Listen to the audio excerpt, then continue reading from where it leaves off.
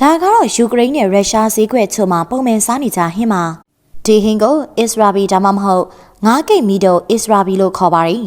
ယူကရိန်းဘာသာစကားနဲ့အထိအမဲ့ကိတ်မုတ်လို့အဓိပ္ပာယ်ရှားပါတယ်ကိတ်မုတ်ဟာထူးဆန်းတယ်လို့ထင်ရပေမယ့်ဈေးကွက်မှာတော့အထူးရေပန်းစားပါတယ်အထူးသဖြင့် private ဈေးကွက်နဲ့ Odessa ဈေးကွက်တွေမှာရေပန်းစားပါတယ်ပင်လယ်စာကြိုက်တဲ့သူတွေကတော့ဒီကိတ်မုတ်ကိုကြိုက်နှစ်သက်မှာအမှန်ပါပဲကိတ်မုတ်မှာမတူညီတဲ့ပင်လယ်စာအလွှာများစွာပါဝင်ပါတယ်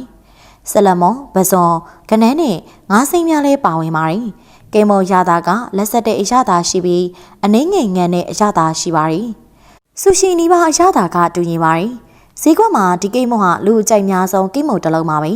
ဒီကိတ်မုတ်ကိုဖန်တီးရတာကလည်းမလွယ်ကူပါဘူးဟုတ်ကဲ့ပါကျမတို့ရဲ့ channel လေးကနေပြီးတော့ပရိသတ်ကြိုက်ဘုသူတရရစီမယ်အကြောင်းအရာလေးတွေကိုတင်ဆက်ပေးနေတာပဲဖြစ်ပါတယ်ရှင်နောက်နေ့တွေမှာလည်းအကြောင်းအရာကောင်းတွေနဲ့တူရှာဖွေတင်ဆက်ပေးဦးမှာဖြစ်လို့ကျမတို့ရဲ့ပေလေးကိုစောင့်မျှော်ကြည့်ရှုအားပေးခဲ့ကြပါအောင်ရှင်